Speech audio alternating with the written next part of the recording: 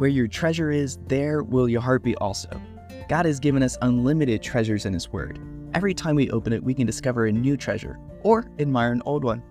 What will we find today? Here's Carla Early with Treasure Hunt in the Word.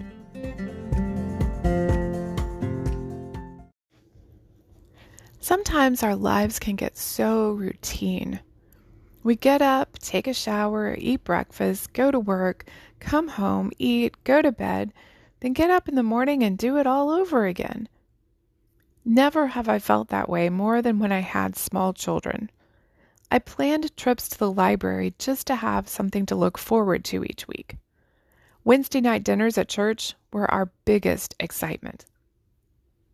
But then I read Exodus 3, 1-5.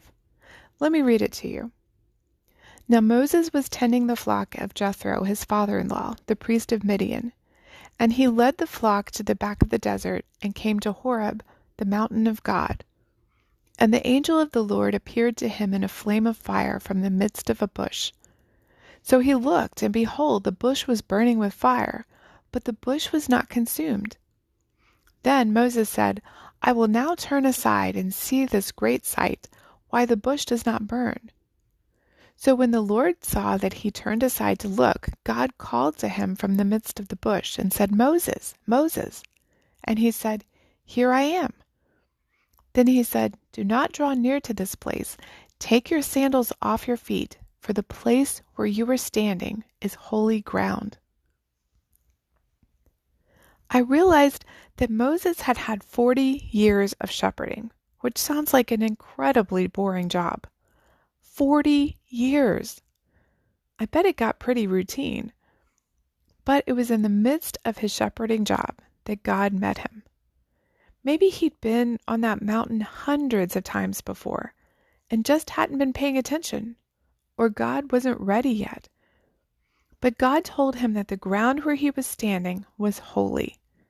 He might have walked the same ground before and never needed to take his sandals off. So what made the difference? It was because he was meeting with God. I got to thinking, if I wanted a holy ground moment, I didn't need to look around for a burning bush.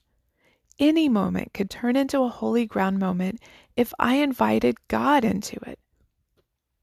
He meets us in the middle of our everyday routines, whenever He's invited. It could be in front of the sink or in our car, at the kitchen table, or even at a desk at work. So I started using any quiet time as God time. First, when I was feeding my baby, I could use that time to praise the Lord and enjoy His presence. It also doubled as singing the baby to sleep. Then I started praying as I washed the dishes, which was at least daily since we didn't have a dishwasher. I'd even be sure to take off my shoes to remind myself that I was on holy ground. As my children grew, I found ways to invite God into my everyday routine, since my quiet time during naps dwindled to nothing. And I learned to invite my children into holy ground as we took walks and talked about God's amazing creation. Any time you meet with God, you're standing on holy ground. It doesn't have to be on a mountain somewhere in the back of the desert. Where is your holy ground? Where in your daily routine could you invite God today? You can contact us at treasurehuntintheword@gmail.com. We'd love to hear the treasures God has given you through His Word. You can listen to other episodes on our website, which you can find in the description below. Thank you for listening, and remember, where your treasure is, there will your heart be also.